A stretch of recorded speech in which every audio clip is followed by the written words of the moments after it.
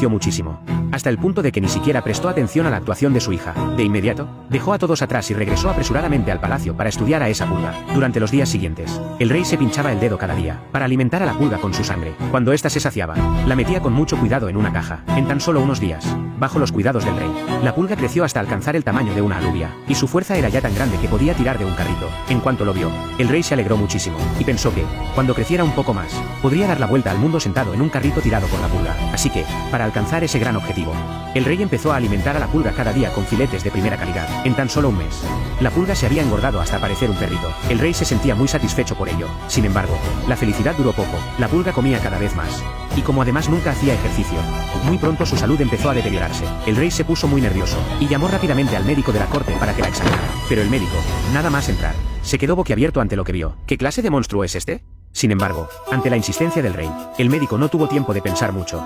Cogió el estetoscopio y se lo acercó a la pulga para auscultarla. Pero, antes de que pudiera comenzar el tratamiento, la pulga murió de repente, al ver cómo su mascota, a la que había criado con sus propias manos, desaparecía así.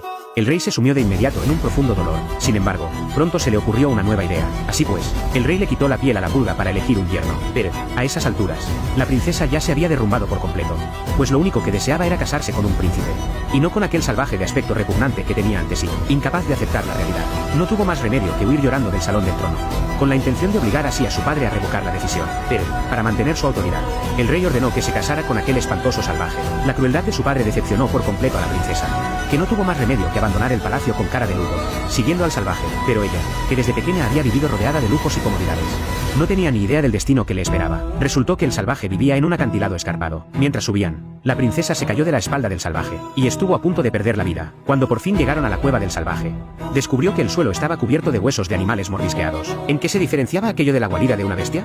La princesa se acurrucó aterrorizada en un rincón, cuando vio que el salvaje le daba de comer carne cruda directamente. Se asustó tanto que rompió a llorar desconsoladamente. Al ver que no había escapatoria, no le quedó más remedio que esconderse fuera con aire lastimero. Pero el salvaje, sin la más mínima piedad, la arrastró a la fuerza de vuelta a la cueva para consumar el matrimonio. En aquellas condiciones inhumanas, la princesa no tardó en quedar desaliñada y sucia.